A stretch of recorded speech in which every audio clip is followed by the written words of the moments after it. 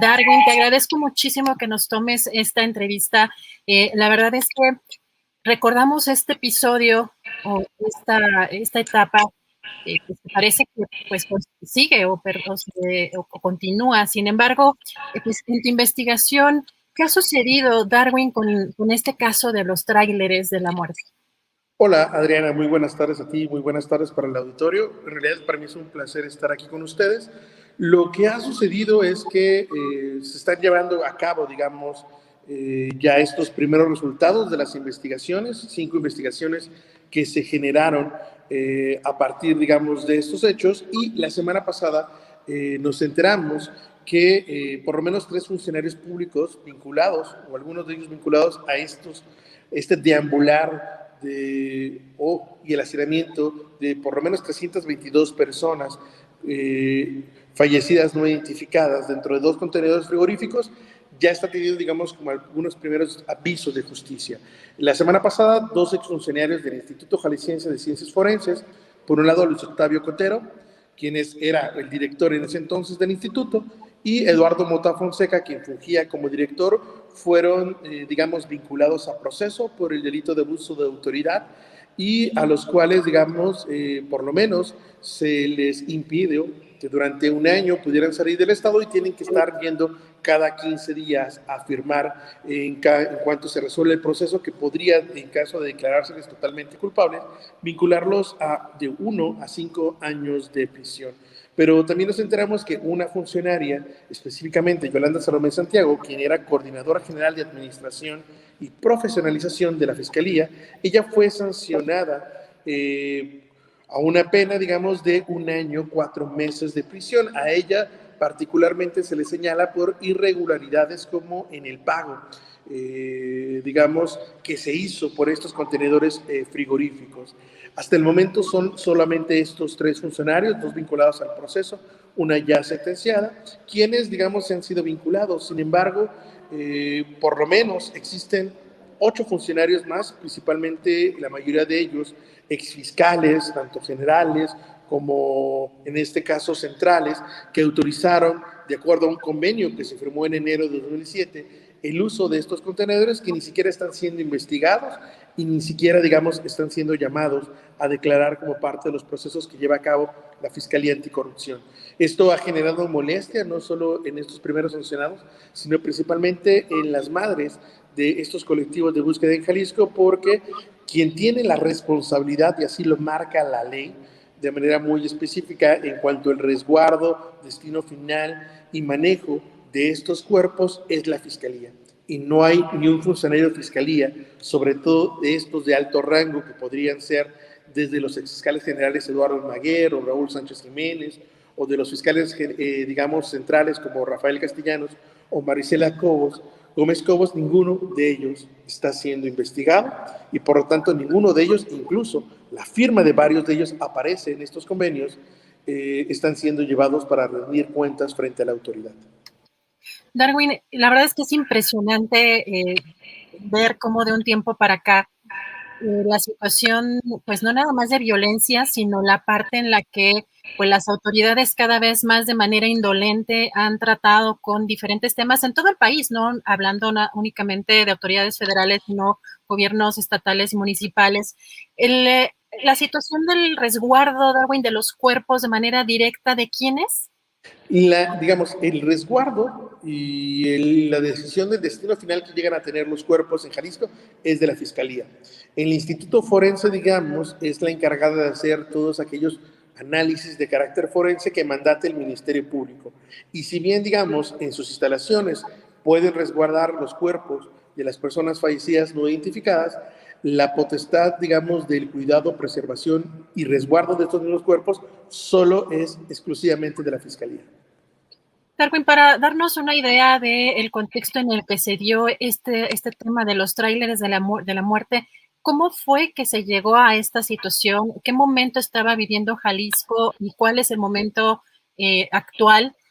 Pues respecto obviamente a la violencia, porque si bien se entiende que utilizaron estos tráileres porque no tenían ya capacidad para almacenar los cuerpos de la manera, digamos, correcta o adecuada, ¿qué estaba sucediendo en ese momento? que pues estaba el ya fallecido gobernador Aristóteles Sandoval. ¿Qué estaba pasando en ese momento, Darwin? En 2018 marca, digamos, como un antes y un después, en el caso de Jalisco, en la localización de fosas clandestinas. Es decir, a partir de 2018 a la fecha, en Jalisco se han localizado por lo menos el 45% de todas las fosas clandestinas que hemos registrado en la historia de la entidad. Esto, desde luego, generó un desbordamiento del Instituto Jalisciense de Ciencias Forenses, que en ese momento tenía, digamos, un sobrecupo de poco más de 600 cuerpos de personas fallecidas no identificadas. Cuando se llegó a esa situación y ya no alcanzaban, digamos, las gavetas frigoríficas que tenía el instituto para resguardarlo, el ex, digamos, director solicitó ayuda a Roberto López Lara, porque el instituto depende de la Secretaría de Gobierno, y al no tener como muchas respuestas, fueron adecuando el espacio, incluso adecuando cuartos que no tenían las condiciones para reanudar cuerpos, los adecuaron, hasta que hubo un momento que ya no podían tener más cuerpos, y fue cuando en una reunión, ¿no?, donde estuvieron estos funcionarios, algunos fiscales, se les ocurrió que era una buena idea, ¿no?, una buena idea, colocar los cuerpos en estos contenedores. Y lo cierto es que aunque inicialmente hubo un deseo, una iniciativa de hacerlo de manera correcta, es decir, de colocarlos, ¿no?, con una correcta trazabilidad para que no hubieran más cuerpos de los que debían tener, el desbordamiento de la violencia, la no inversión del Estado frente a la crisis forense generó, digamos, que estos contenedores prácticamente se desbordaran. Si bien cuando se localizaron en septiembre del año 2018 se llegó a la contabilidad de 322 cuerpos de personas fallecidas no identificadas, porque eran los que estaban ahí dentro, en esos contenedores, cuando escaló, digamos, este hecho, en una investigación que hemos venido realizando en Zona Docs, es que los contenedores usaron a diestra y siniestra durante mucho tiempo, los cuerpos entraban y salían, y por lo menos nosotros logramos tener un registro de poco más de 500 cuerpos, ¿no?, que estuvieron bajo esas condiciones. En ese momento nadie quiso hacer caso a las demandas, y entonces el exdirector del CEMEFO, el ahora vinculado a proceso, les puso un ultimátum a la fiscalía de que ya no iba a poder resguardar más cuerpos si no se llevaban, digamos, ese primer contenedor con los cuerpos que ya tenían. Por eso sale este primer contenedor, deambula por la ciudad porque la fiscalía tampoco sabía dónde colocarlo, dónde tenerlo. Entra un segundo contenedor, digamos, en el CEMEFO, que también rápidamente se empieza a ocupar con los cuerpos. Y lo que hemos tenido a la fecha es que la localización de fosas clandestinas ha sido tan grande que se ha visto superado institucional, ¿no? Institucionalmente hablando, el Estado. Y hoy en día, digamos, si esa crisis inició con poco más de 600 cuerpos de personas fallecidas no identificadas, hoy por lo menos, digamos, el Estado tiene poco más de 5,000 cuerpos de personas fallecidas no identificadas o segmentos de personas actualmente. Es decir, la crisis es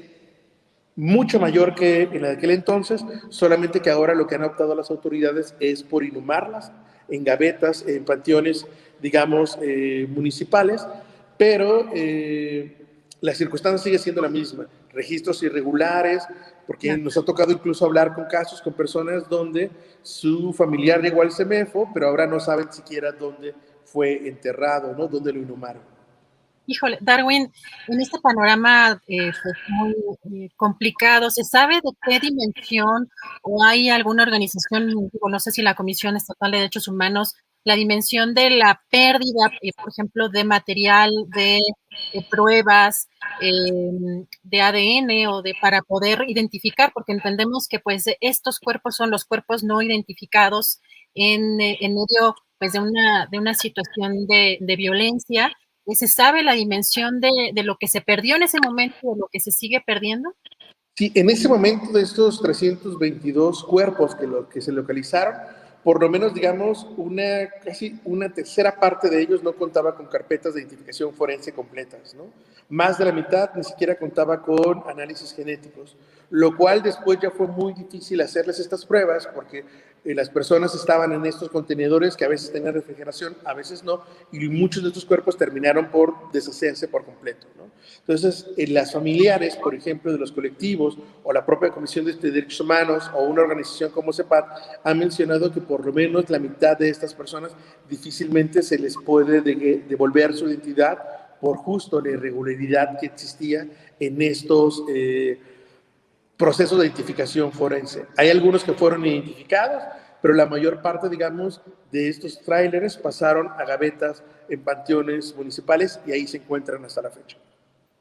Darwin, pues me quedo con esto que comentas, solamente pues medios mandos son los que estarían, digamos, señalados y que uno de los responsables que comentarías y también en tu reportaje que señalas, en el caso, por ejemplo, del secretario de gobierno, el ex secretario de gobierno, Roberto López de Lara, no estaría en el momento en este panorama, ¿cierto? No está, digamos, siendo investigado cuando él fue, digamos, el que autorizó la llegada de estos trailers, porque él era el jefe inmediato, digamos, o a quien tenía cargo lo que se podía o no se podía hacer dentro del Instituto Forense.